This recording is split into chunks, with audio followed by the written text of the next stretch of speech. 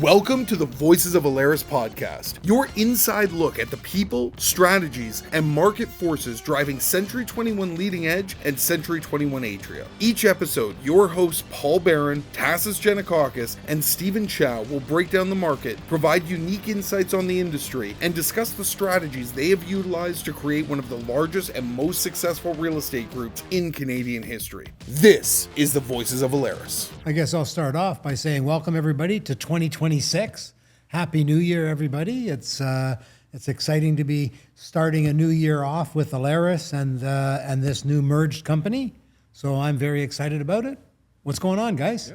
Yeah, Happy New Year. Happy New Year, everybody. Looking forward to 2026. I think a lot of people are. Market was, kind of slow in 2025, so I think everyone's looking positively into 2026, as am I. Yeah, we're excited for 2026, right? First day back at work, we're already doing podcasts. Yep. Whole day of meeting. Atria Leading Edge, we're ready for 2026, guys, right? Happy New Year once again. Yeah, perfect. Yeah, it's interesting is that we decided that we would not do market stats on our podcast, but just to go over a little bit about what we can expect in 2026 in the market, right? I was looking at a bunch of stuff, and I think that what's interesting is that nobody is really predicting any type of a significant decrease in the market. It is a level playing field throughout the year, looking at possibly going up towards the third or fourth quarter of 2026. So I think that all leads into excellent opportunity for people to buy real estate, which is great because that's what we do. We sell real estate. So that's very exciting. So I think today we should talk a little bit more about our merger and get into a little bit more details of that. So, Stephen, why don't you start us off and talk a little bit about the merger and how it's been for the first, 9 months? Oh yeah, for 9 months now, weekly meetings with the two of you, weekly management meeting. I think it's been a very exciting 9 months. The part I really been enjoying the last 9 months is learning from the two of you, right? I think we all have a very different, I guess we're very similar, but we also do a lot of stuff that's very differently, right? I think because of the way we our management style, our way of culture we were talking about. It's interesting when you start looking at other brokerages. All these years, you can't really go call another broker up and owner up, hey, how's your culture? How's everything doing? But now it's, for two companies that's been, one company's 30 plus years, one's 20 plus years, we obviously had our own style. I'm really, really enjoying that and really learning a lot. That's how I've been looking at the last 9 months. It's been fun, exciting. I think there's a lot more stuff. We just touched the surface. There's a lot more stuff like today, the whole day we're talking about. There's a lot of fun things we can be doing, right? What do you think, Tass? Yeah, no, I agree. And I have had some people ask me, and I think it's human nature to kind of be cautious in the beginning of the unknown, even though it was an unknown. I think we spent a lot of time getting to know Stephen, Paul and I, and him getting to know us prior to us doing this. But I've had a lot of people ask me, well, how's the merger going? Are you guys happy? And I'm ecstatic, right? And I can say that, Stephen, you're a great partner, right? And that's hard to find. It's not an easy thing, I think. And you go into a situation thinking, okay, I think I know this person, and it looks good, and I like the way he thinks. But you don't really know until you do it. And the last 9 months has been great. I think we're also learning a lot from you and just doing a lot of divergent thinking, and it's been great. And I'm really looking forward to what we can all accomplish together, right? So, yeah, for sure. Now, it's interesting that Tasis says that you're a great partner. He didn't say anything about me, but anyway, we'll that's already assumed. We'll let that. You're roll. past the honeymoon stage for the two of you. A great new partner. Okay, a great new partner. Okay, there you go. I'll give you a buy on that. So yeah, I think that when you look at a big part of the reason that we seek out quality people to partner with, and why we I guess we pursued Stephen and Atria to come and join us, is you need to have that different perspective, Yep. right? A lot of times as a sole owner, and I know you were a sole owner originally for the first 15 years, I was a sole owner, and you really don't need to convince others of things, right? You sort of make your decisions and roll with it, and you're the, everything, right? Yeah. And I think that, from our meeting today, we had a 4-hour meeting today, trying to make some decisions on things. And I think it's fantastic. We had 3 completely different perspectives come into that meeting. Yep. And we haven't yet made a decision on it, but we've got a lot of homework to look at and look at the other person's perspective. And I think that that's fantastic. I think that really helps us to run a better brokerage. Yep, right? I agree. And I think in the past, similar to today, Stephen, I like to leave a meeting where everybody is convinced of the same direction, right? And if you go into the meeting and you're not convinced of that direction, then you almost have to kind of just talk it out until everybody that's involved is convinced that this is the right direction to go. And I can imagine that being a sole proprietor, that's kind of lonely, right? Like the buck stops on you, right? Okay, fine. Your successes, you could say, are all yours, but you got no one to blame if there's a failure in your decision, right? It's kind of like, well, I decided that and it didn't work out. So no, I absolutely agree. Like, as a sole owner, I think a lot of stuff in my head, right? I don't need to write it down. I don't need to send an email to ask for other people's opinion. The opinion's in my head. Taking a shower, right? Driving to work. Some Atria agent knows that I love to walk back and forth in my room when I start thinking. Some agents like, he must be doing something big when he's walking back and forth, because that's how I say, hey, pros and cons. I debated myself. Today's exercise for us for 4 hours, right? We had a plan that we wanted to, or I guess something that we want to talk about, a topic. Interestingly, when we came in today for 4 hours of this meeting, our goal is actually the same, but the way we looked at it was very, very different. I think that's something that excites me, right? Like back then, it's like, it's not 4 hours. It's me walking back and forth in my room for half an hour. Go home, I was like, I still don't know the answer. maybe flip a coin. Right? And then I'm like, you know what? Let's go ahead with this. Let's not think about the results and just test it, right? It's different. Now you have different perspective, right? We're all been in this business for such a long time, and we're all successful. I think it's great to hear from other perspective, I think.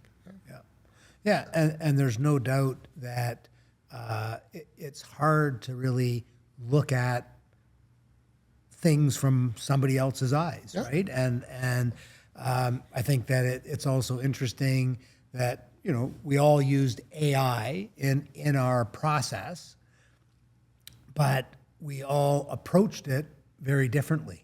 And, so the idea is that AI doesn't always give the same answer, because if you approach it differently, and what you say to it and the data that it has about you and what you do, that changes the responses. Yeah. So I think it was an amazing perspective to, get it from those 3 different versions, and then to be able to digest it. I know that we had so much data that we didn't digest it all. We're going to take a little bit more time and digest it, and then I'm sure we'll come up with the right decision on those issues.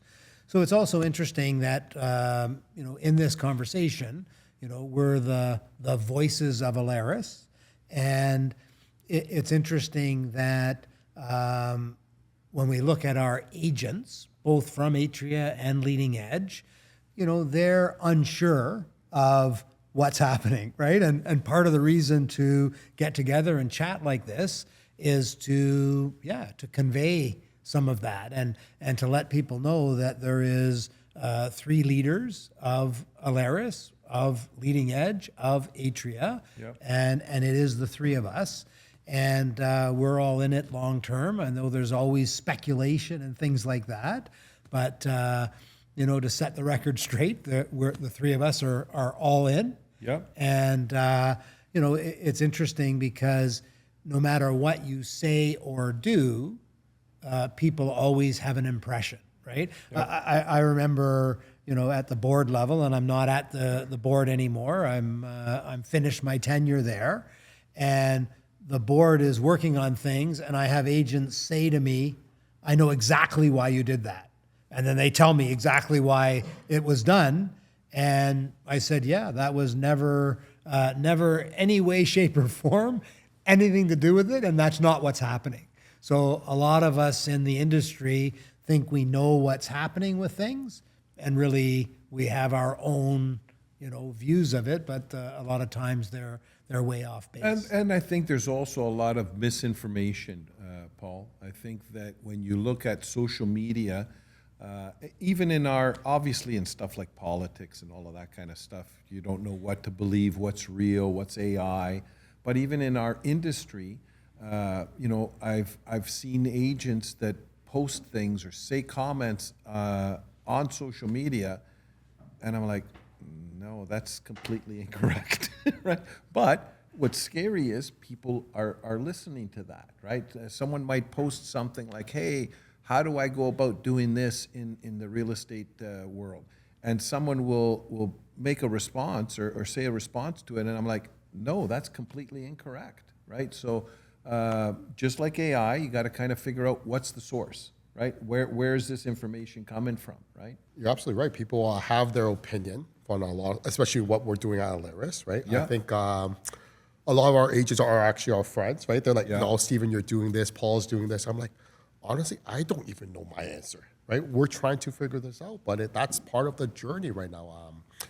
I might have said this in the last podcast, but what really excites me is that we're taking it one step at a time with all departments. We're getting all the management team to be part of this journey so that we're not only listening to just the three of us, we're hearing from people that's been with our company 10 plus years, where they actually grew together with you. They know your company. And that's the part where I was saying, you know what? Oh, it's great. These guys have been with us for 10 years. They know how the company operates, and this is what we should be doing. That's a great journey, right? I think what we're also been seeing is, I think some of the stuff is actually, sometimes it's pretty funny. We're like, we set up a certain, I guess, policy at Atria and a policy at Leading Edge, and none of us review these policies for like 10 plus years. Now look at it. Why the hell did we do that? It looks so dumb. It's so inefficient.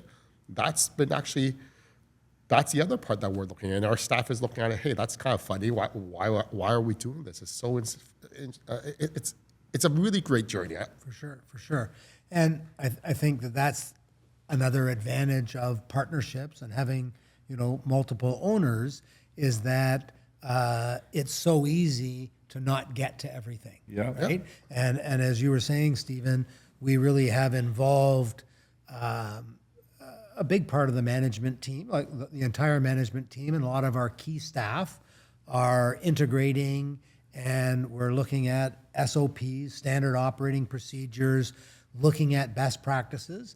And at Leading Edge, because we have multiple branches, we used to do that. We used to look at the best practices between branches, but it's a whole new ballgame to look at best practices between companies.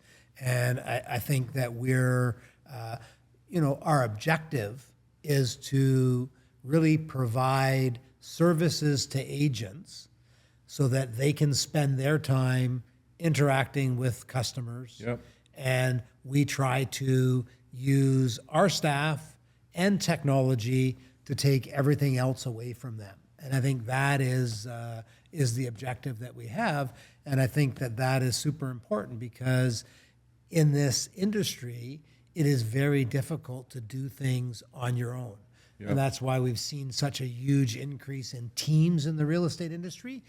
But really, in a lot of respects, teams can't do it as efficiently as a company can do it and then provide those services, to the teams and to the agents. So I think that's an exciting part of it as well. Yeah, no, I agree. And I think a lot of the stuff that we've already put into place this year, the timing of it is pretty interesting because everybody knows 2025 was a slower market than usual. But at the same time, during this period is when we announced our merger and started to merge a lot of the services and departments that we had in the two different brokerages where they were sharing those services and departments. And especially in a slow period, I think that was huge for the agents, right? Because when the market was hopping, maybe business was just kind of dropping in your lap, but now all of a sudden things slow down. You're like, well, okay, what else can I do to get business? Well, from the Leading Edge side, they say, oh, okay, fine. Now, we have access to this pre-con division. From the Atria side, they can say, oh, wow, we have access to this lead gen department and commercial department. So I think the timing of that and giving access to those departments to the two brokerages was extremely helpful, right? So I was quite happy with that, and those were things that you guys know we did immediately, right? We wanted to create an immediate advantage to both Leading Edge and Atria agents, and I think that we accomplished that, right? And now we're working on all the other stuff behind the scenes, right? Like Stephen said, policies that we haven't reviewed for 10 years. All of a sudden, okay, you have to have one policy. So guess what? It forces us both to review those and bring them up to date and make sure that we're cutting edge, right? So that's been great. Yeah, for sure. So Stephen, it's also interesting that, excuse me, a lot of times right now people are talking about the new construction business, that it's dead or it's challenged. But I think that we have all kinds of opportunities with that as well. And maybe talk a little bit about what those opportunities are, because it's a different perspective. Yeah, I think look at it.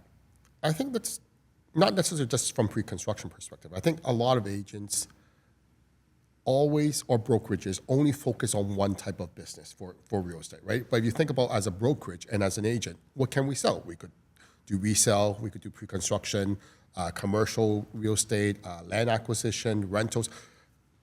If an agent only relies on one type of business, with the market always changing, it's challenging for them to pivot. What we were able to do at ALERES here, because of the market and the new construction has changed dramatically, we were able to pivot in the last 2 years to switch our model a little bit, right? In the past, say back in 22, 23, even leading up to 24, we relied on a lot of allocations, launches. We were so used to one weekend, I could be sending a few texts with our team. We'll sell like 20 units in 1 hour over dinner. My parents like, how did you guys just sell 20 units from a few texts? I'm like, that's how pre-construction works. But obviously that market's gone. But what we have pivoted to is a totally different market. Now what we can do is go negotiate better deals and bulk deals with different developers, which we have, which we're actually announcing another bulk deal to our teams next week. I went to different developers that we've had great relationship and said, you know what, you have 40 units left, 30 units left. Give all these units to ALERES agents to sell from Leading Edge and Atria, but we wanted this price. Where we're tackling it now is we're not going after the investors. There are investors still buying, don't get me wrong. There are investors are looking for the best deals. That percentage has dropped dramatically, but there's a lot of end users trying to get into the market, and now they can. Guess what? If you're buying something in downtown core, for example, if the downtown core right now is trading at $1,100 PSF and in resale market, and if I could tell you to your client saying, you know what, I've negotiated a deal at $900 PSF for a brand new building, no additional cost. You're basically buying like a resale. Whatever price you see, that's the price you're paying. And your closing is in the next 30 to 90 days. That's exactly like resale. So what we're seeing is our team in the new home division has pivoted to that market and helping our agents to close more transactions. I think a lot of companies that were really only focused on new construction, they're not surviving because they are relying on launches. And we know in the last 2 years, there is no new projects. There is no new launches. We all know that's a difficult part. The other part that we're actually being able to transition as well for the new home division is to work on deals that are having difficulties closing, right? There are tons of deals, right? I bought properties that now the appraisal value is coming at $100,000 below. It's happened. The market has shifted. But what we're able to do is now we tap into a different market. There's an assignment market, right? All of a sudden, is assignment easy? Assignment's never been easy. Good market, today's market, assignment's always been difficult. But now that's another revenue stream or another business stream an agent can tap into. So that's what I'm saying is not only in pre-construction. I think if a brokerage is willing to embrace the market, help the agents in all different aspects of real estate, they will succeed in today's market, right? We've had agents. I actually was just looking at our sales report for last year for some of our agents. I'm like, wow, some of these agents are Centurion agents, and they've never been Centurion agents. And I started looking at it. They changed their business model. They start selling different real estate. I'll talk about one of our Grand Centurion producers. Obviously, the market's changed dramatically. Grand Centurion is for those that's not part of Century 21, it's for agents that produces minimum over $750,000 commission in a year. Obviously, making seven figures, it's been a lot harder for top agents. But some of these agents shifted. We have agents that are Grand Centurion producers are now listing 200-300 units in rental market all of a sudden, right? They still have their bills to pay. They still have a team to run. So is rental a very profitable business? It's a tough business, but money is there to be made. And especially if you service those clients correctly in the rental market, guess what?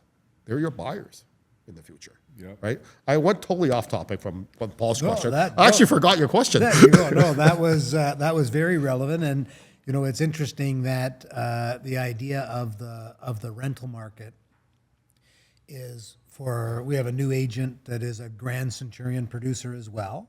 And for the first 3 years, that's all he did was rental market. And if you come into this business without a database, without people that are, you know, ready to work with you, that's an amazing way to build that database. And they have friends that want to rent, or even better, they have friends that want to buy. And we want to try to convert those to buyers. And, you know, I think that with the market the way it is right now, where there is a very significant supply of inventory, this is an opportunity where renters can actually become homeowners, right? If their job is stable, if they can get the right conditions, then that's a great way to go.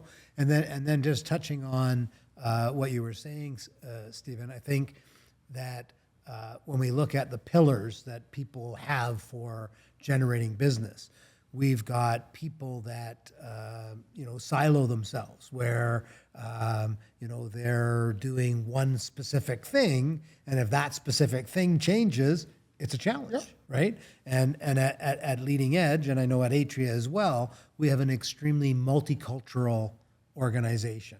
And what I've also seen in the past is that culturally and immigration timelines and when people become buyers or renters, when the market has slowed, it doesn't slow with every community.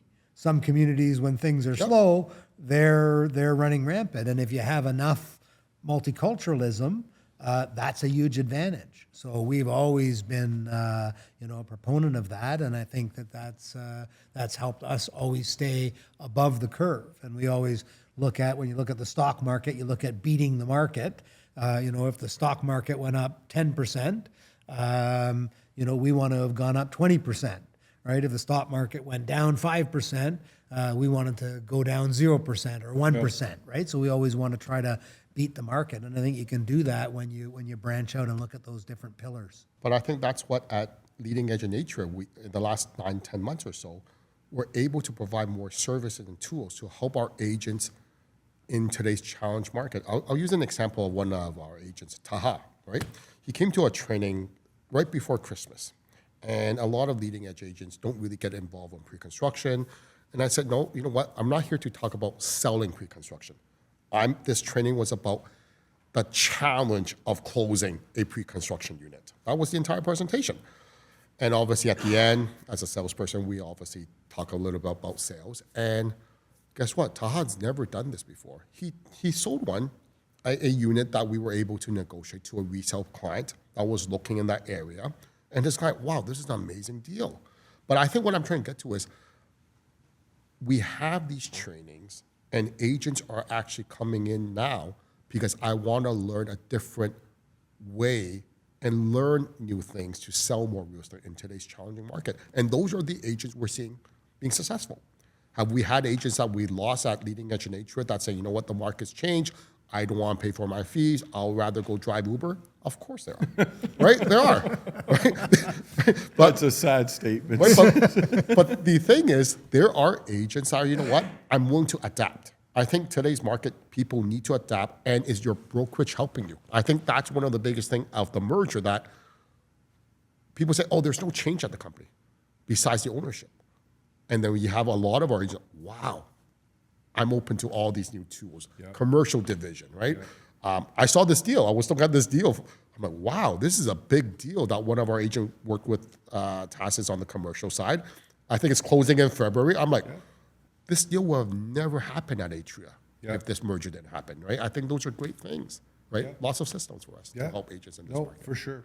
I agree with all of that. And I think, Stephen, like what you said, I think that the timing of having additional services at your disposal as an agent was great for the agents, because I think the ones that are waiting for the market to quote unquote come back, that's just silly, right? I think the market is what it is always, and people pivot, they adjust, and top agents, like you just said, Grand Centurion agent, one of the agents in the Winford location that is a huge producer. And I looked at this stack on his desk and I said, oh, I see your stack is growing. And he said, yeah. He goes, unfortunately, it's rentals, but he says, I did 30 of them this year. Now, this is a top producer, but he just pivoted. He said, hey, you know, when I'm super busy, maybe I can be more selective and not do rentals. But I'm not as busy, so damn right, I'm going to do 30 rentals this year because they add up, right? So those that pivot, those that continue to work hard, and I think leverage everything that the brokerages provide, are still seeing success, right? So that's great, and we're happy to be a part of that. That's always our goal, is to assist all of our realtors to be at, you know, their pivotal level of production. For sure. You know, the other thing that's interesting is that when we look at a slower market, you know, people talk about real estate as the up and downs, right? And this comes from people prospecting, getting clients, and then spending all their time selling those clients houses or listing houses, and then they stop prospecting. And then at the end of that, then they have nothing going on for a little bit, and then they have to get to work again. So I think that this is an opportunity where the smart agents are setting up for future success, right? So they're really working on those databases, working on their leads, and sort of organizing for future business, right? Because, you know, I think that there is people that, you know, it's not the right time, right? And there's certainly opportunities out there, but it may not be the right timing for certain people. So I think that you want to sort of get that stuff set up, get that organized, and really build that database so that when things do unleash, you're ready. And what you'll find is that if you're working your database, there's all kinds of people that are doing business now. Always. And that's always the the scenario. I don't know if I've told this story before. I probably have. I'm an old guy. I tell stories over and over again. But I never used to, when I was selling real estate, I never worked in January. I thought, there's nothing happens in January. You know, it's like 3,500, 4,000 sales. I might as well go on holidays in January. And this is obviously a long time ago. I sold for the first 10 years, which is 30 plus years ago. Never worked in January. And then I had surgery on my knee and I couldn't go away. I used to go away 2 weeks skiing, 2 weeks warm. So my first January that I worked with a cast on my leg, I sold 7 houses in January. I couldn't play sports. I couldn't do anything. So I worked. If you work, there's business. And I think that this is true of this market. I mean, every month that we've had, other than January, has been better than January, 3,500 sales. So any month that you work, there's business to be had. And that's also because a lot of agents have their head in the sand and are saying there is no business. There is. It's just a little bit less, but you can still get your share. And it's just all about being out there and working. Yep, I agree. I had a similar situation, Paul, but it was August. I never worked in August. And one year, for whatever reason, I just had some, I was around, I wasn't vacationing at all. And it was the best weekend I ever had. Was in one weekend, I did 4 deals. And I'm like, it's August. Like, I thought everybody was in cottage country in August, but apparently they weren't. So there you go, right? How about yourself, Stephen? What month do you like to not work? I actually didn't know you don't have to work on certain months. I've learned that today from my partners. No, I think there's always business, right? Yeah. There's always buyers, there's always sellers, there's always life that's happening. I think agents gives themselves excuses, right? I think agents like, oh, you know what? This is a slow time of the year. People's going back to school. They're too busy with their kids. I'll push it back. But agents will always find excuses for not working, I think. That's why there's a difference of your top producers and your bottom producers. I think the people that are not willing to adapt, they will never be successful. Doesn't matter if it's real estate or any other sales job. It's sales. Sales, I think the one thing you have as an agent is you have a license that you can make as much money as you want, right? Don't let the market dictate your market for you. Your market's different, right? We're so multicultural at Leading Edge Atria. There are people immigrating. There are people that want to buy homes. We had a discussion today about people with dual citizenship from the U.S. are buying homes back in Toronto, in Canada, right? So there are opportunities. Are you going to explore it? If we look back on the brokerage perspective, I think agents sometimes will look at, oh, the market's tough. I want to switch brokerages. The truth is, I personally think, people think the grass is greener somewhere else. It's not. It's not going to change. Doesn't matter what brokerage you go to. If you're not willing to change, it's not going to change for you, right? We've had agents that say, I couldn't do a deal at Atria or Leading Edge. But when you start talking to them, sitting down, have you tried our lead gen division? Have you attended any of our training? Every single month, we have a boot camp from our coach, from Alicia. And when you start talking to them, they're like, no, I haven't tried that. That doesn't work. But why won't you try it, right? Like, some agents always say, Stephen, no, flyers are very old school. Cold calling is very old school. Door knocking is very old school. I'm like, don't hear from me. Why do people keep on sending flyers to your mailbox from top agents? If it doesn't work, they're not spending so much money sending to a mailbox. Obviously, there's a reason why they're sending it to you. But does it work for you? But if you don't try, how do you know it doesn't work for you? The saying is, the grass is green where you water it, Steve. Yeah. So that's everything that we try to teach, right? Do all of this stuff, and there's always a market, always. And it's not, is the market good? Is the market bad? You look at today's market, right? And for a first-time buyer, this is a fantastic market. In comparison to the last 4 years, this is a great market, right? Interest rates are decent. You can negotiate a deal. There's plenty of product to choose from. So as a realtor, what should you be doing? You should be doing first-time buyer seminars to get a bunch of first-time buyers, because it's, for me, I look at that and think it's a no-brainer situation now for a first-time buyer to be purchasing. And it could be a resale. It could be, like what you said, even pre-construction stuff that there's great deals on, right? That is ready for occupancy in the next 30 to 90 days, right? And they're getting it at a reduced price from what these were selling for 3-4 years ago. So yeah, there's always opportunity. I think also, the real estate industry, all industries are changing. Yeah. Certainly looking at, AI and what that has done for so many different industries. And, somebody said to me, I was away at the, winter vacation, and people always say, so what do you think? Is AI going to replace realtors? I said, I don't think so. They said the internet was going to replace realtors. Once the internet, came out in whenever that came out in 1990. We're dating ourselves. 1990. Yeah, I remember when I first started in real estate, we didn't have listings on the computer. Yeah. It was only in these dailies, and it came on the computer, and everybody said that would eliminate the need for realtors. We can advertise things, the houses will sell themselves. And really what people need is they need an advisor. And, technology can assist quality agents, but it's not going to replace agents. It's the ones that embrace it. And, it's so difficult to embrace technology on your own. So that's why a big part of what we're doing at ALERES is we are looking at AI technology, how it's being used in order to assist our agents and help them to be more productive.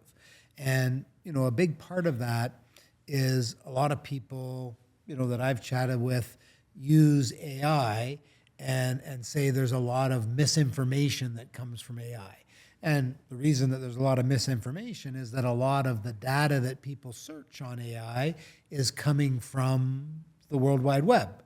And on the World Wide Web, there's a lot of things that are not factual. Yep. They're not true.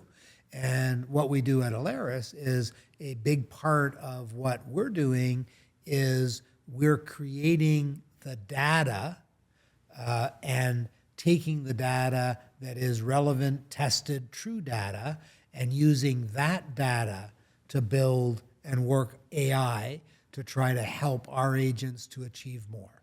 And if you control the data set, then it becomes more reliable.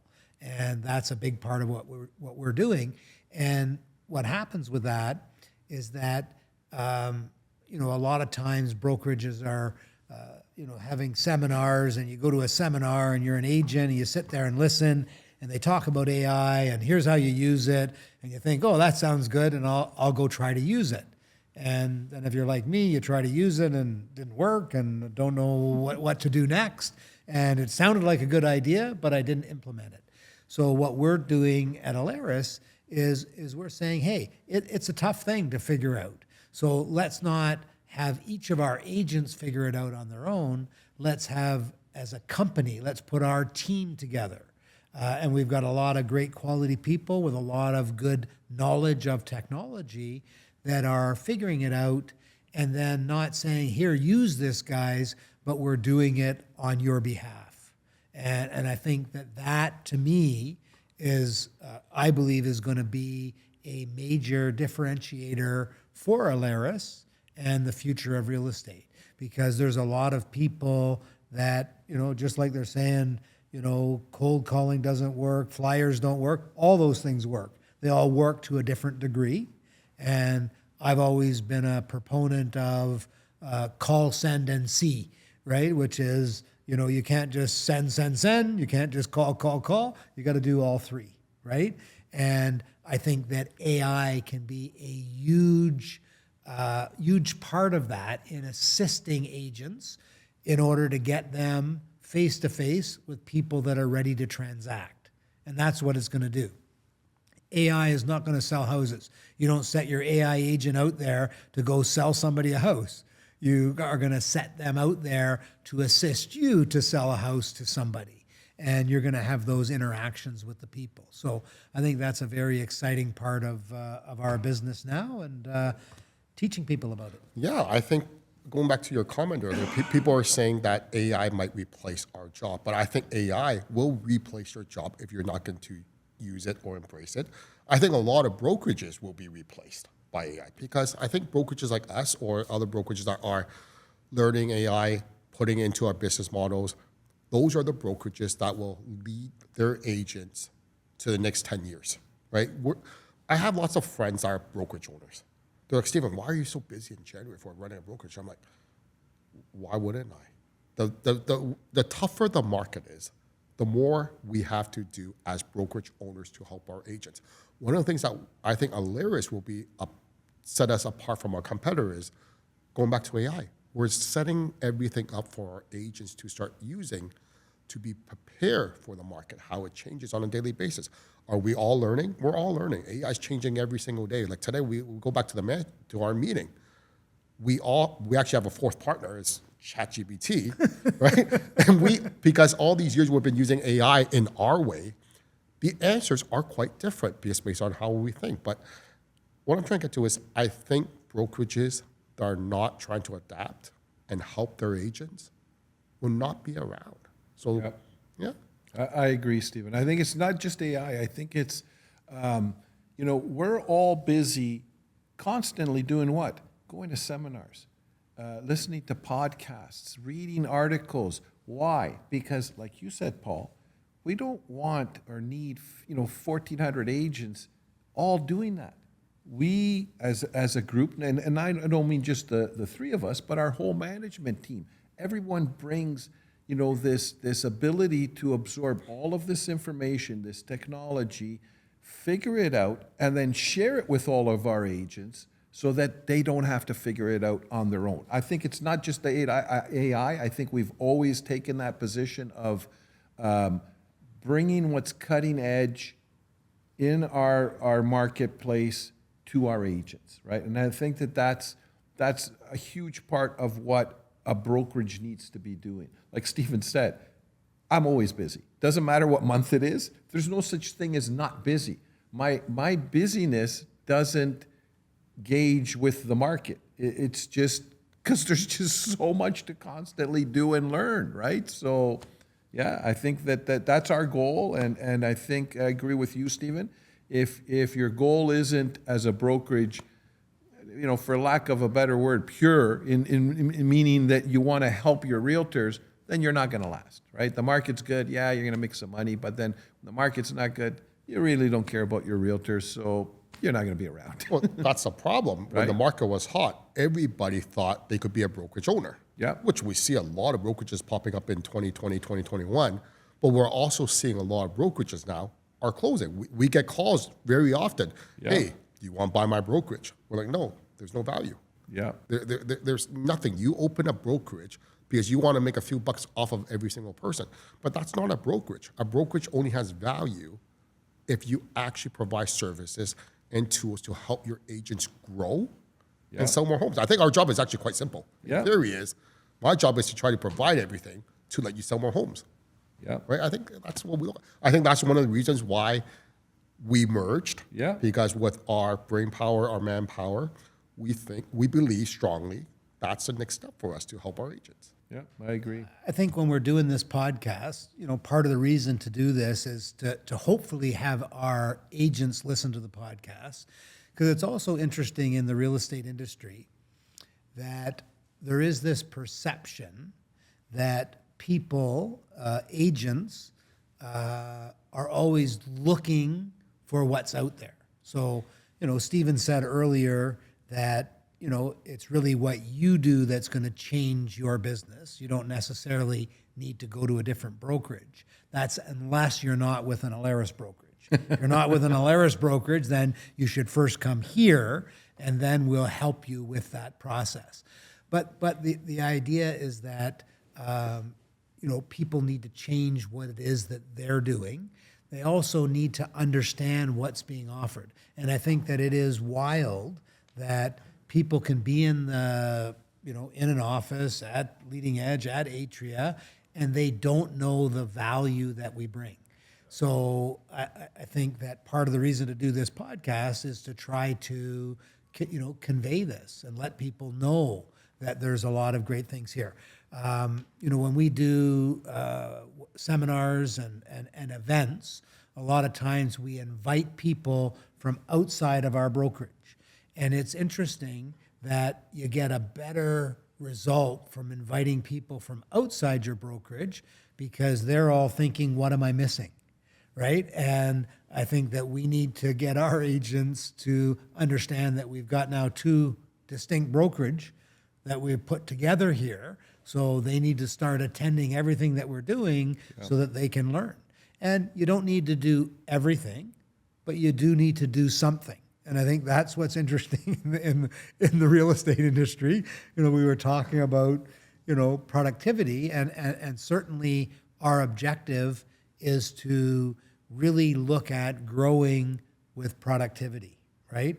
We're not looking to hold licenses. We're not looking to, be a warehouse and not provide services. We're looking for people that are interested in success, interested in productivity, and that's who we're looking to attract to Not ALERES. Uber drivers. Not Uber drivers. Just to be clear. Yeah, right? yeah. Yeah, I agree. And I think that that's where our industry is going, right? I think we talked about this earlier today, the fact that technology allows an agent to do a lot more transactions than they used to be able to physically, right? So a busy realtor in the past, and I'm talking before DocuSign and all of this fantastic things that are available now, was limited how many deals that they could do, right? But technology is at the stage now where, I could have, offers on 3, 4 of my listings all at once, and I'm just sitting at my computer doing it all. So I do believe that the realtors that are professional, that are on top of their game, on top of all the technology and all the tools available to them, will continue to get a bigger chunk of the market. And the realtors that are, jokes aside, driving Uber, but have a real estate license, and maybe they're trying to do one deal every 2 years, I think they're going to get phased out, right? I think they're going to get phased out because they'll just be so outperformed by the agents that are taking advantage of everything that's available to them. So, And I think that the consumers also get it, that if I'm going to use an agent that is also picking me up,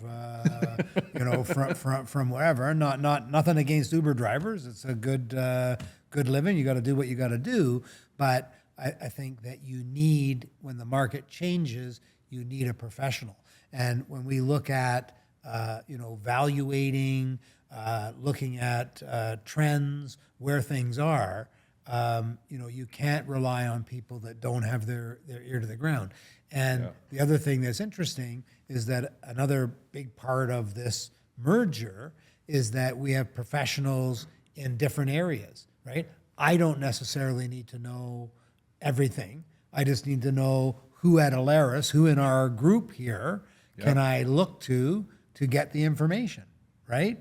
And we've had all kinds of people, on new construction that we've referred to you, Stephen, and they've got answers. And on new construction or on commercial real estate, refer that to you. So we're all looking at what we contribute, and instead of trying to do everything for everybody, we can go with the area that we specialize in and provide that information.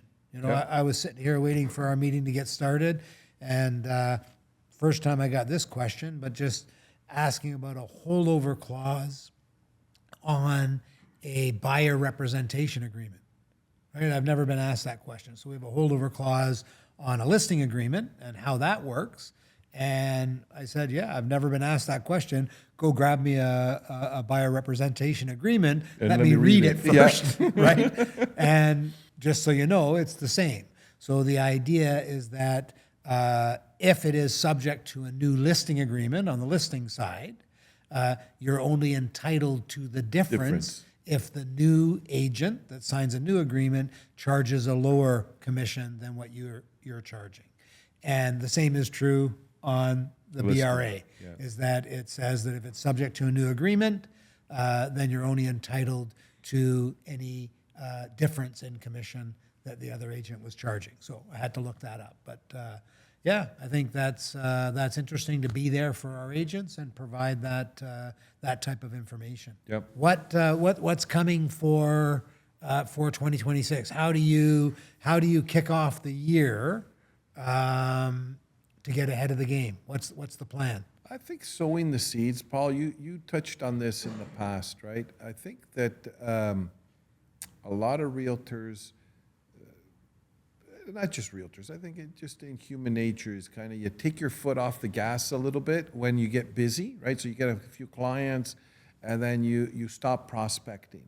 But I think the key is be prospecting, always, always, always, always sowing seeds, putting the ideas in clients' heads, spreading the gospel of what's going on, what's the market doing, right? So many people, I think, are misinformed or just see the headline and think it's like this horrible situation.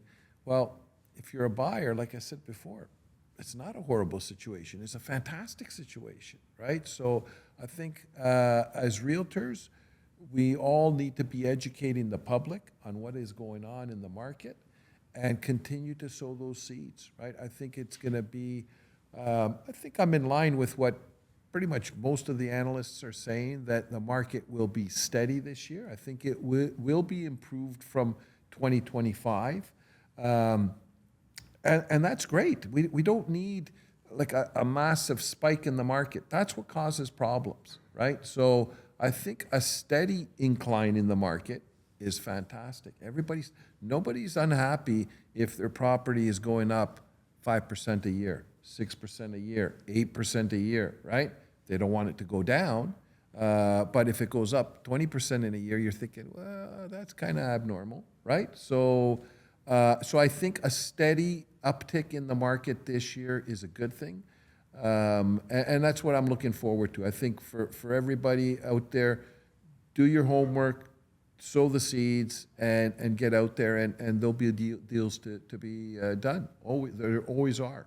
So Yeah, I think doesn't matter today's market or even in a very hot market. I think a lot of agents wait till the spring market to work, right? But if you look at it, if you're waiting till April, March to start your prospecting, you're behind the 8 ball. If you look at top producers, they don't stop prospecting. It doesn't matter if it's December or January. I'll use back the example as your flyers. I love to use that example because we all have a mailbox at home. Open your mailbox. Top agents do not stop sending you flyers because it's December or January. But look at most agents start sending flyers. When do they start sending? March, Springtime. April, spring. Oh, spring market, I got to work. You're behind the 8 ball, in my opinion. You're planting the seeds, what Tasis is saying, today. You're preparing for the spring market. And today's market, I think, there's a market for everyone, right? The market's been changing, right? People are some people believe prices will start going up probably by spring or summer. If people believe that, then shouldn't you be working today to start showing the houses? Right? I agree with both of you. I still think 2026 is going to be a very steady, slow incline. I don't think you're going to see a crazy uptick in sales or significant drop. I think it'll be a steady pace this year, which is probably healthier than last year. But I think if those are the agents not trying to do today, work on it, it's going to be a challenging year for agents in that aspect as well, right? For sure. And even to back it up a little bit further, right, is when we look at our lead gen department, where that comes into play is that before people go out in the spring market, before people go out and look at houses, they're online, right? And if we look at where are we going to get client acquisition? Are we going to get client acquisition at open houses? Are we going to get it from them calling on an ad? No. The earliest point or in the funnel to try to find clients is in their online searching. And at ALERES, we have taken this part extremely serious as well. And we have, I believe, all of the best tools available, the best people available to coach you, train you, and assist you with AI and with live assistance in order to, and it's interesting is that lead generation is not about finding a client that you're going to take out and show a house to and sell. What lead generation is all about is instead of cold calling 1,000 people, we're going to use technology to whittle that down to 25 people that are most likely to transact. Yeah. And that's the people that you're going to talk to. So we're making your job easier so that you're basically going to work these 25 people to find maybe 15 of those that are going to transact, and then you make some money. So we really need to get to it earlier on. And the other part of it is that if you look at the flyers and the things that top agents do, it is a recipe. It's a combination of what we do as agents, right? It is not one thing. I remember having an agent that was purporting to be the best social media agent ever. And I think that social media big claim. Social media is super important. And this person was doing a large number of listings and had an amazing social media presence. However, he was a for sale by owner lister. And of his listings, 90% of them were expired listings, rather, not for sale by owner, but expired listings. And he was an expired listing specialist that claimed that this business was a result of social media.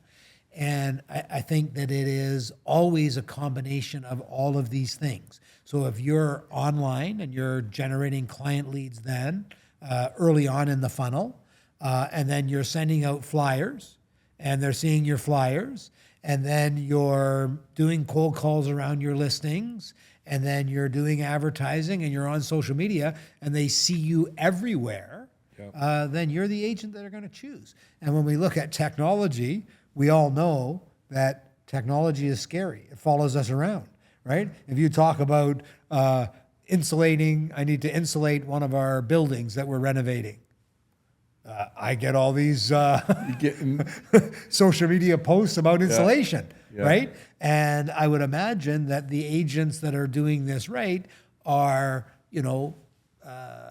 looking at tagging, I guess this is called, where when people are looking for real estate, that you're tagged and that you're showing up, right? And when that happens, a lot of times people think, man, this Stephen Chow guy must spend $1 million on advertising because everything I do, he shows up. Yep. No, he's just an amazing social media guy doing all kinds of stuff. So he's always in your feed.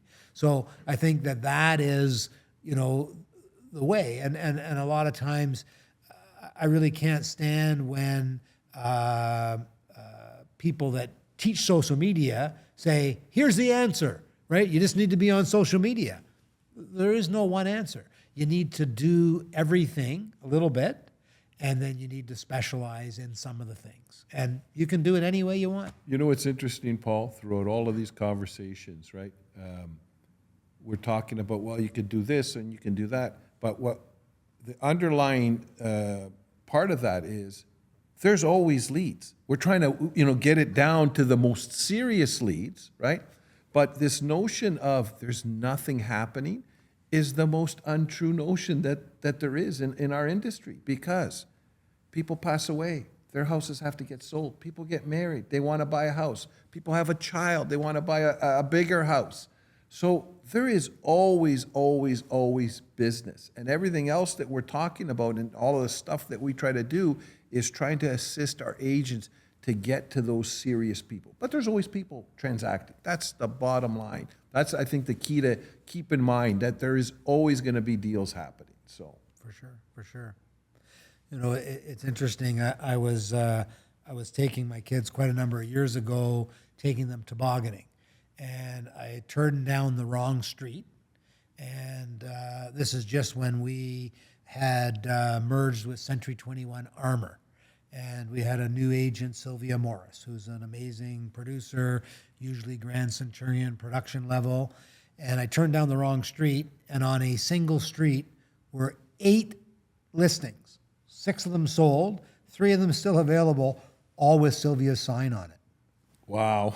How is that possible, Yeah, right? that's crazy. So what's interesting is that, a lot of times people say, should I farm? Should I call? Well, farming around your listing, I think, is always a must do. Yeah. And what's interesting is that people always say, oh, I've called that street. Where do I call next?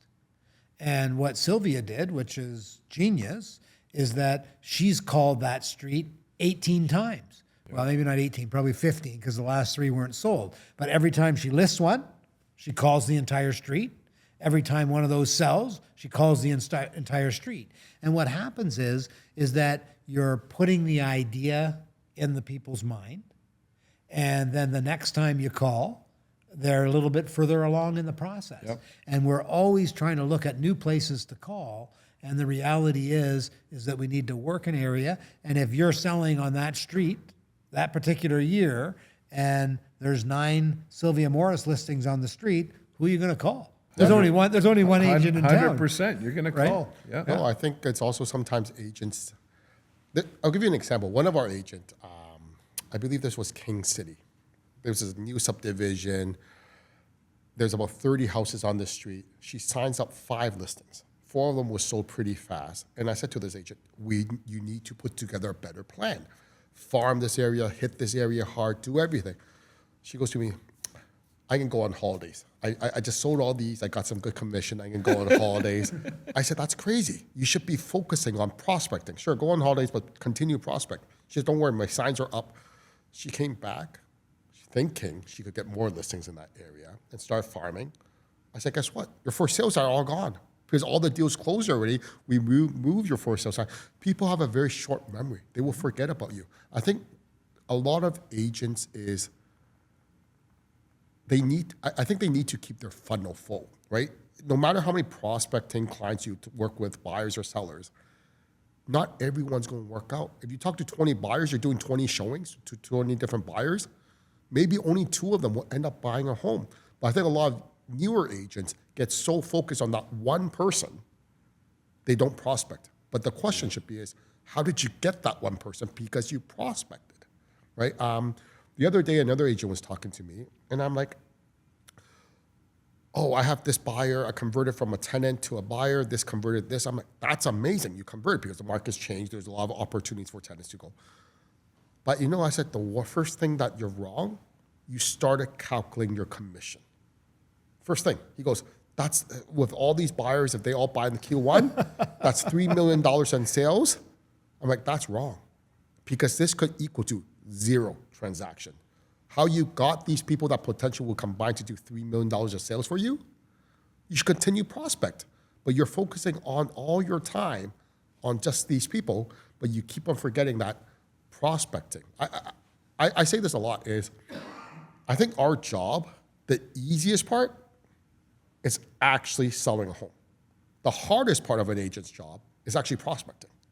And your job should be constantly getting a prospecting, client, yeah. right? Same thing as us, right? We've had an amazing brokerage, but how do we get the news to other agents that, hey, ALERES is the best brokerage. Why will you not join us? That's the hard part, right? So agents should be always constantly prospecting and really work on that aspect of the business because you prospect, we know there will be business. Today, is it more challenging?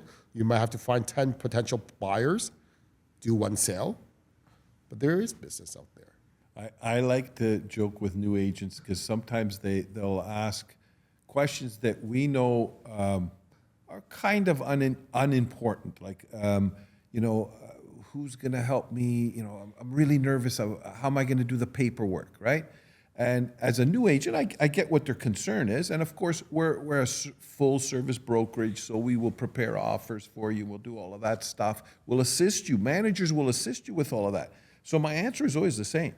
If you get a client, so you got your license today. If you have a client today that wants to buy a house, I 100% guarantee you we will help you get that done, right? So that's not the part that you have to worry about. It's like what you said, Stephen, get the client, right? Prospect, right? The other stuff is easy. The other stuff is easy. Yeah. You have people at ALERES to help you. Yeah, right? Paperwork is the easiest part. Well, actually, the other part for ALERES is easy for them. We actually help you prospect with our lead gen department. Yes, right? there you so go. So you just should join our lead gen department. We actually help you on that as well, right? Yep, there you go. Well, I'll even call out another guy from the lead gen department. So Jason Britton is an agent that's been with us for a number of years, and when he first started with us, and I'm not sure if I should tell this part of the story, but what the heck, we'll throw him under the bus a little bit because I'm going to tell always you edit it out. how amazing he's doing now.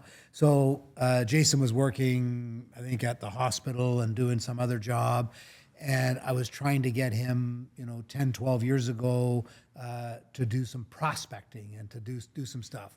And he did the same thing with me. He says, yeah, I got it looked after. He told me about these 12 clients that he has, and it's actually 12 people that he knows. And he was going to sell 4 of those people houses, and another 4 had a house to sell and a house to buy. So it was 12 transactions. He didn't need to prospect.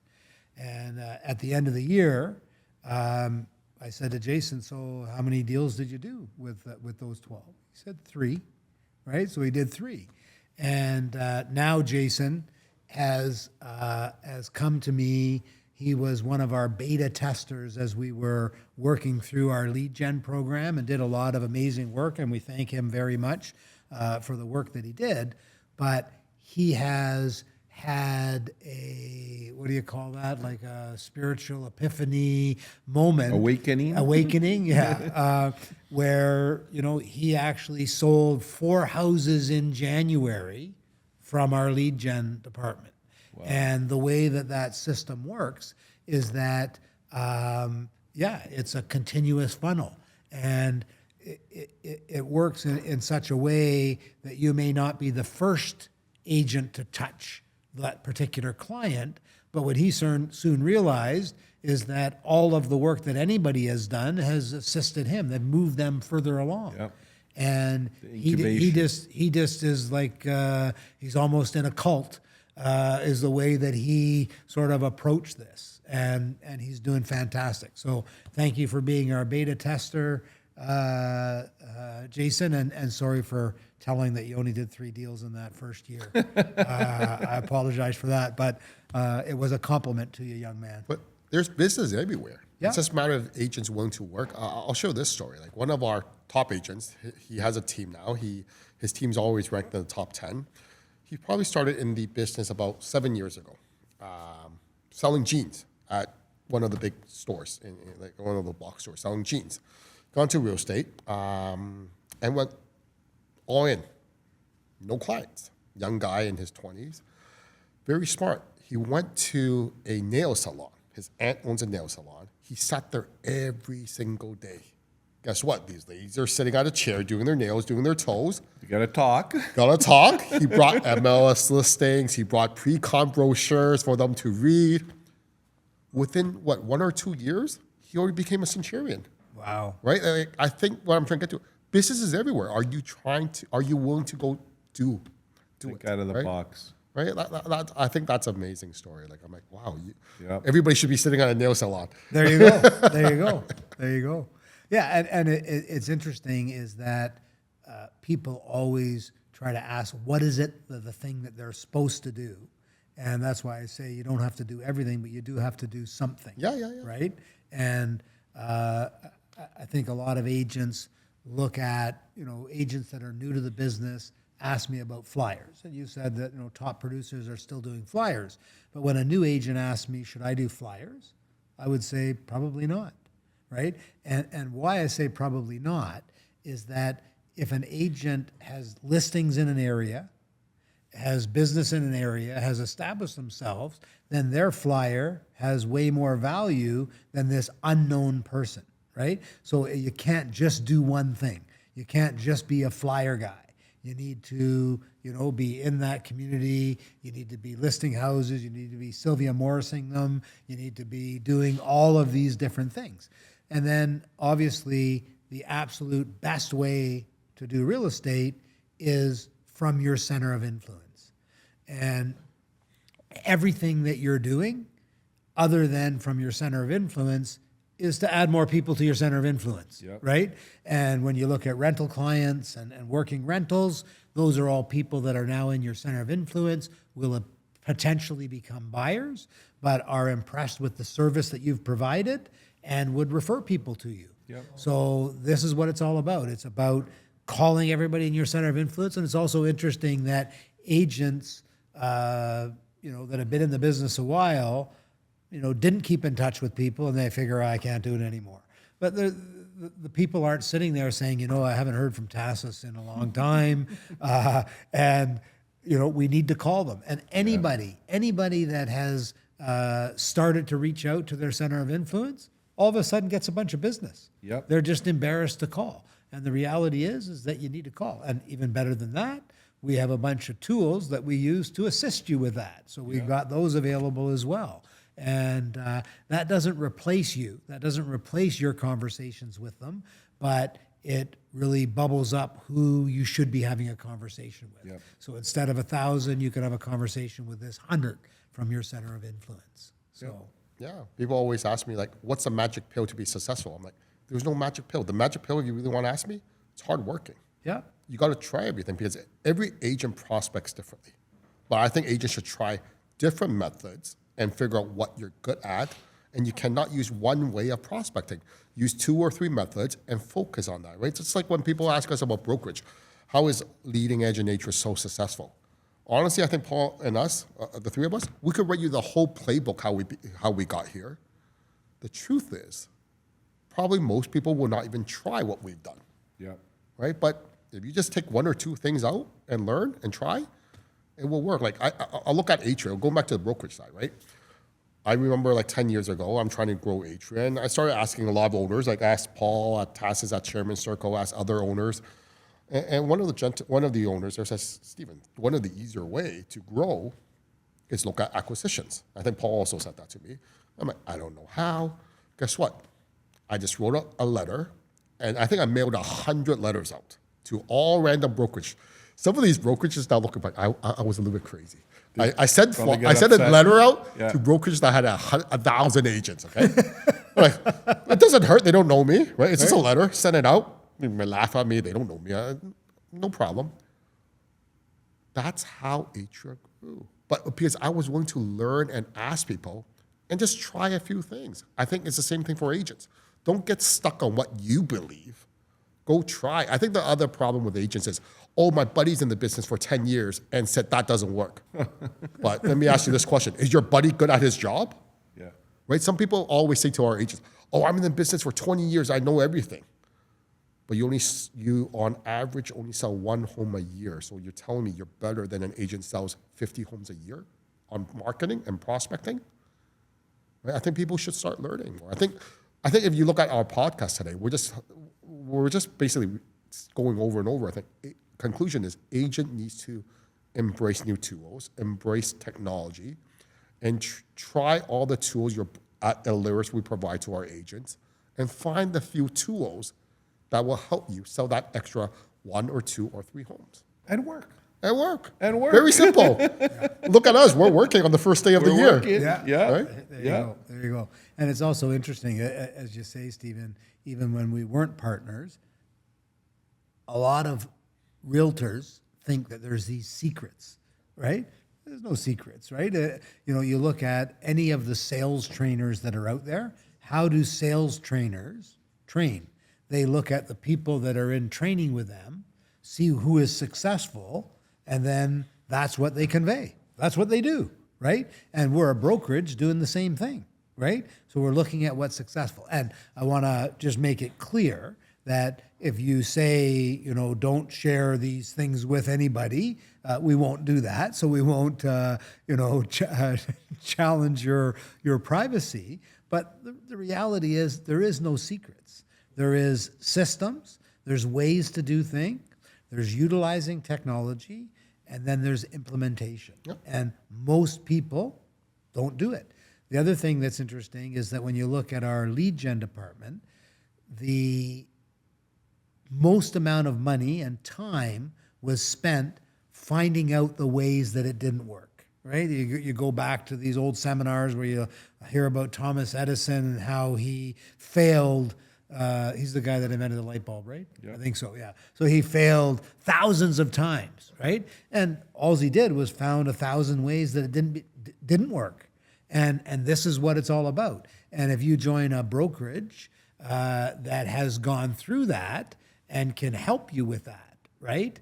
So instead of saying, hey, do these things, we're going to say, hey, we've done all these things. Here's what we think is the best of the best, and let's implement those things. And that's certainly what we're doing at ALERES. Agreed. Yeah. Steve, do we have any questions today, sir? Funny you ask. So number one, what resources are best for a new agent trying to learn? So we have a plan for that, Steve. So in our training, we actually have a set, module of training, a set outline of training modules for a brand new realtor to follow, right? And that includes their manager checking in at certain points with them and them checking in with their manager.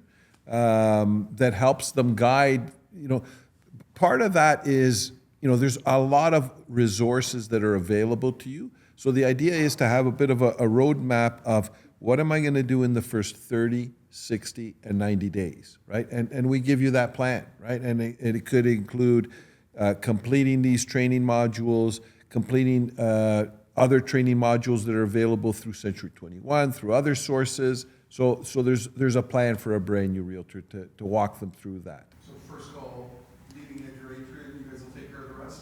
Yes, and I forgot what the training is called. Career growth. Career growth. Thank you, Stephen. Sorry. No problem. So career growth is actually something we've been using for about 8 years. It started off with about 40 pages. I think last year it got up to about 200 pages because our managers keep on feeding more and more tools and information to this platform. But guess what? By the end of this month, January, we have put the entire platform online onto ALERES campus, which our agents can access these training modules, these videos, these PDF files, workshops, everything through their phone or through their iPad, laptop. And our managers will be checking in from time to time, right? So for a new agent, it's basically setting you up for success. I think the biggest challenge for new agents is, where do I start? I have to go I have to learn how to log into MLS, I have to log in this, blah, blah, blah, blah. This career growth training will walk you through your first 30 days, 60 days, 90 days, all the way to the first 12 months, right? That's what we've designed, and it's coming out probably in about 2-3 weeks. Yeah. So another agent wrote in saying they did 23 ends in 2025, looking now at starting a team in 2026, and asking what the next step should be. Sure, I'll take that one. So it's interesting that, starting a team, a lot of times agents that have no production want to start a team, right? The idea is that that doesn't make a lot of sense, right? Agents that don't have enough business for themselves want to have somebody else do the business and them get a share of it. That really, I've never seen that work. So I think an agent, logically speaking, first thing that they should do is try to find administrative help, right?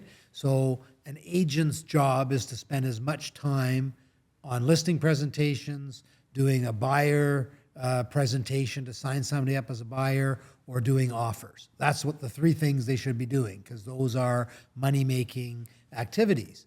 And they should have administrative help to help them get more of that. Now, what we've done at ALERES is we said, okay, it's very difficult to hire a full-time administrator, so we provide that service to them, right? And we will help them with those administrative functions. We have some of it that is provided, some of it that is a la carte, so that they don't have to hire their own person with that. And then really, most people that join a team because they're looking for leads. So if you want to be a team leader and build a team, you need to be proficient at lead acquisition and having more leads than you can deal with, and then it's time to start growing your team. That would be my recommendation. Yeah, and I'll throw in this. I think the agent asking this question online right now, first things first, at ALERES, I think you should be calling me, because I actually do a training one-on-one with agents to talk about should they do a team or not a team, right? One of the things that we will cover is, the biggest question is, why do you want to do a team? I think a lot of people, they don't want to do a team, but they're trying to partner up with someone. You technically don't need a team. You're just in a partnership, right? There are some people that what Paul is saying is, you know what, market's not good. I can't really sell. Why don't I create a team and make $500 off this person, $500 off this person? That's the worst reason to create a team. 100%. Right? I think with this meeting, I usually sit down with our agents like, let's ask why you want to create a team. What does the compensation look like for yourself and your team members in a compensation for a team? And the third thing is, how are you providing leads to your team members? Team members not joining team because you have no leads. They're joining because they need the leads. They need guidance for you to help them be successful. And lastly, what I cover is why teams fail. It's actually very simple in my opinion. It's because a team leader, you might be a very, very good salesperson, but being a team leader, it's technically like what we do. You're in management. Do you have that right mentality to help someone grow? You have to help teach and let them grow. So for a ALERES agent asking, I think the first thing is call me. I have a whole presentation, review all that with you, and let you decide if you want to create a team or not. Yeah. And then I'll add to that as well, is that with our database management or our lead gen program, we actually have, I think, 3 or 4 Grand Centurion teams that are in that program, because in that program, we provide training, we provide leads, and we provide all the coaching around the tools that you use for team members from a lot of the teams that work at Leading Edge and Atria. And the reason that we do that is that in a lot of respects, people that get into management, right? You know why we all got into management? It's because we can't sell, right? That's why everybody gets into management.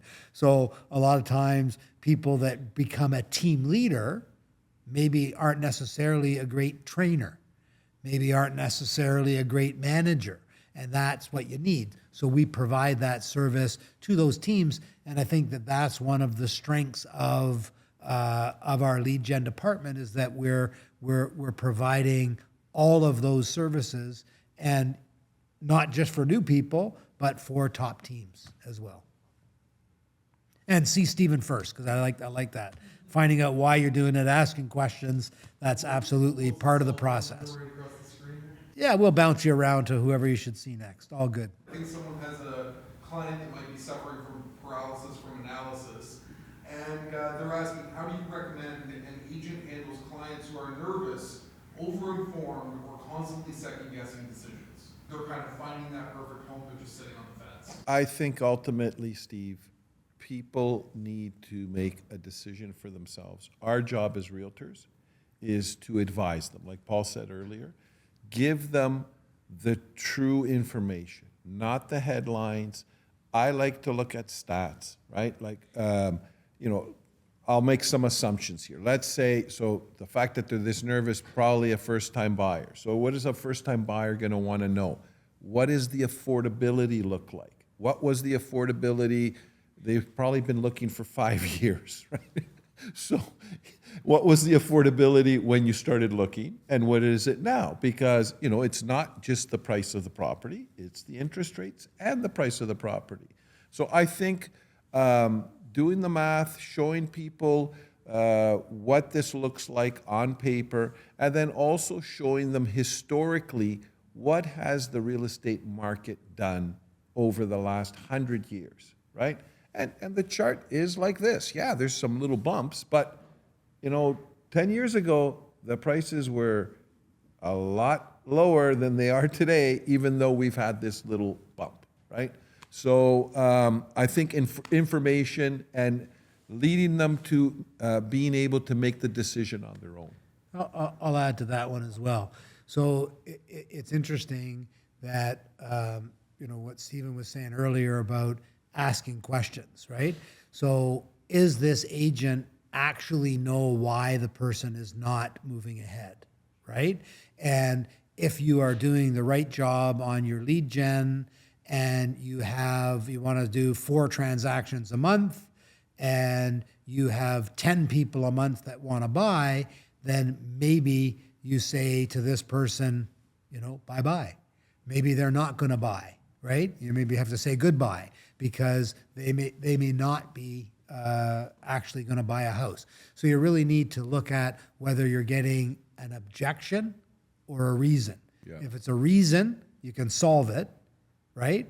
And if it's an objection, you need to work it through and see how you can satisfy them. And absolutely what Tas said about affordability, and if they're just, is it the right time, right? Having trouble pulling the trigger, right? That comes down to crunching the numbers for that particular person as to whether or not it makes sense for them. And, you know, there is always the thing in real estate that the best time to buy was yesterday, right? So what that means is tomorrow is today's yesterday. No, does that make sense? Something like that?